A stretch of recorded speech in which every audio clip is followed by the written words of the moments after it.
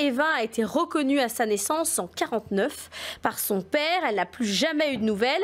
J'ai su son décès il y a peu d'années par une fiche d'état civil que j'ai demandée. Quels sont mes droits en matière de succession, attendu que j'ignore quel notaire a réglé cette succession? Alors ça, c'est très intéressant comme question. On ne peut pas retrouver le notaire de quelqu'un dont on n'a même plus de contact. Alors, pourquoi pas, mais pour autant que ce soit passé chez un notaire, parce qu'il y a des successions qui peut-être ne passent pas chez le notaire. Il y a peut-être des assurances-vie, peut-être que les comptes bancaires étaient... Qu'est-ce que ça veut dire une succession qui ne passe pas chez le notaire? Il y a des successions, tout le monde ne va pas chez le notaire parce qu'il y a parfois, eh bien, les gens se contentent de régler ça par eux-mêmes, si je puis me permettre. C'est-à-dire que si l'actif est inférieur à un certain montant, 7 000 €, ils n'ont pas besoin de faire un acte de notoriété. Ils peuvent se présenter à la mairie et sur l'honneur faire un certificat d'évolution. Ça suffit pour clôturer des comptes. Mais on n'a pas besoin. Les comptes peuvent être lors au nom des deux, au nom par exemple du conjoint et du défunt, auquel cas les conjointes continuent de fonctionner. Bien sûr. Donc peut-être qu'il n'y a même pas eu de succession chez un notaire.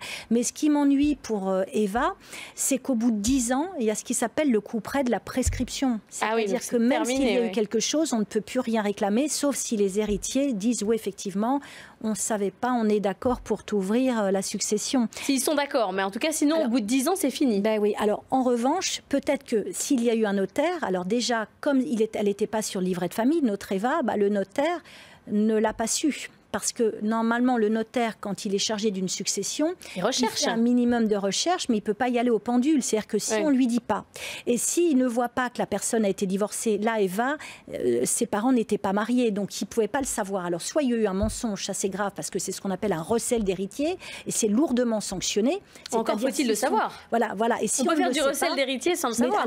Alors, si on ne le sait pas, ce n'est pas un recel. Le recel, c'est une volonté maligne de détourner une partie d'héritage à son profit en dissimulant soit un actif ou un passif, soit un héritier. Bon, alors là, ce que pourrait faire Eva, mais si ce n'est pas prescrit, elle pourrait demander l'extrait d'acte de naissance de son père, parce que si son papa est décédé après 2007 et qu'il y a eu un notaire, eh bien, le notaire a transmis son nom sur l'extrait d'acte de décès. C'est-à-dire que les actes qu'il a fait, donc à la mairie, notoriété à la mairie, Eva demande un extrait d'acte de décès, une copie intégrale. Et s'il y a eu un notaire, Eva, après 2007, eh bien, le notaire a dû mentionner l'existence de l'acte de notoriété dressé par tel notaire.